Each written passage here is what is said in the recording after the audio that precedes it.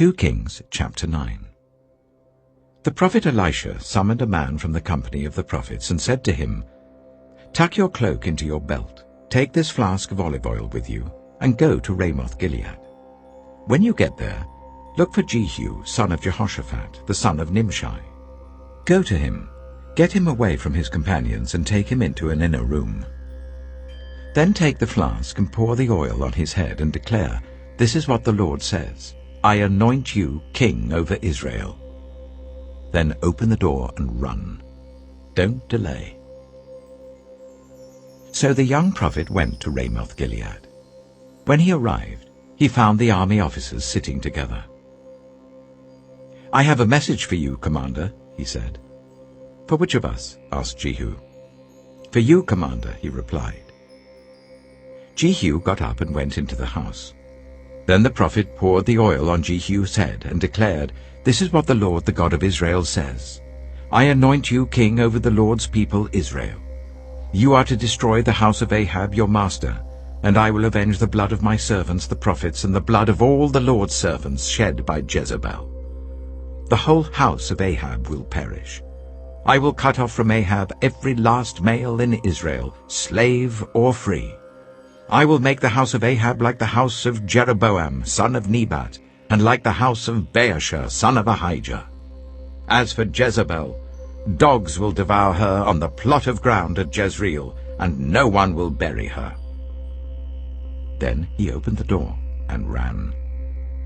When Jehu went out to his fellow officers, one of them asked, "Is everything all right?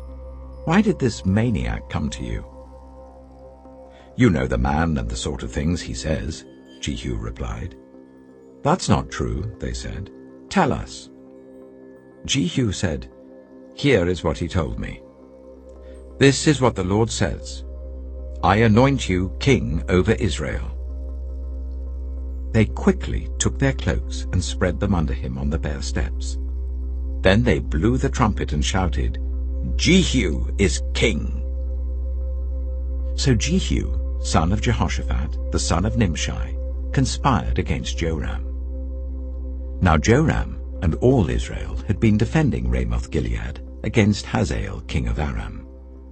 But King Joram had returned to Jezreel to recover from the wounds the Arameans had inflicted on him in the battle with Hazael, king of Aram. Jehu said, "If you desire to make me king, don't let anyone slip out of the city to go and tell the news in Jezreel." Then he got into his chariot and rode to Jezreel, because Joram was resting there, and Ahaziah king of Judah had gone down to see him. When the lookout standing on the tower in Jezreel saw Jehu's troops approaching, he called out, "I see some troops coming." "Get a horseman," Joram ordered. "Send him to meet them and ask, 'Do you come in peace?'" The horseman rode off to meet Jehu and said, "This is what the king says, do you come in peace?" "What do you have to do with peace?" Jehu replied. "Fall in behind me." The lookout reported, "The messenger has reached them, but he isn't coming back." So the king sent out a second horseman. When he came to them, he said, "This is what the king says, do you come in peace?" Jehu replied, "What do you have to do with peace? Fall in behind me." The lookout reported, "He has reached them, but he isn't coming back either. The driving is like that of Jehu, son of Nimshi. He drives like a maniac." "Hitch up my chariot," Joram ordered.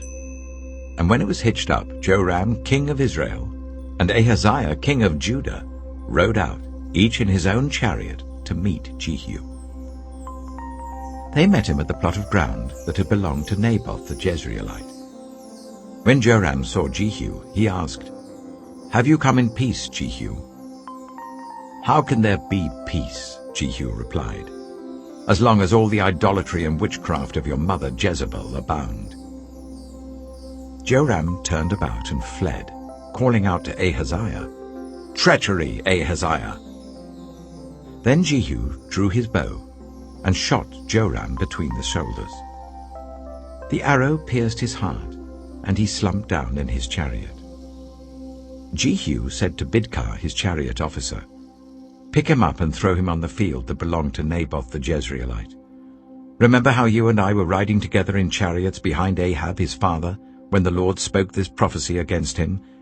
Yesterday I saw the blood of Naboth and the blood of his sons, declares the Lord, and I will surely make you pay for it on this plot of ground, declares the Lord. Now then, pick him up and throw him on that plot, in accordance with the word of the Lord. When Ahaziah, king of Judah, saw what had happened, he fled up the road to Beth-Hagan. Jehu chased him, shouting, "Kill him too!" They wounded him in his chariot on the way up to Gur near Ibleam, but he escaped to Megiddo and died there. His servant took him by chariot to Jerusalem and buried him with his ancestors in his tomb in the city of David. In the 11th year of Joram, son of Ahab, Ahaziah had become king of Judah. Then Jehu went to Jezreel. When Jezebel heard about it, she put on eye makeup, arranged her hair, and looked out of a window. As Jehu entered the gate, she asked, "Have you come in peace, you, Zimri, you murderer of your master?" He looked up at the window and called out, "Who is on my side? Who?" 2 or 3 eunuchs looked down at him. "Throw her down," Jehu said. So they threw her down, and some of her blood spattered the wall and the horses as they trampled her underfoot. Jehu went in and ate and drank. "Take care of that cursed woman," he said, "and bury her, for she was a king's daughter." But when they went out to bury her, they found nothing except her skull, her feet, and her hands. They went back and told Jehu, who said, "This is the word of the Lord that he spoke through his servant Elijah the Tishbite. On the plot of ground at Jezreel, dogs will devour Jezebel's flesh. Jezebel's body will be like dung on the ground in the plot at Jezreel, so that no one will be able to say, 'This is Jezebel.'"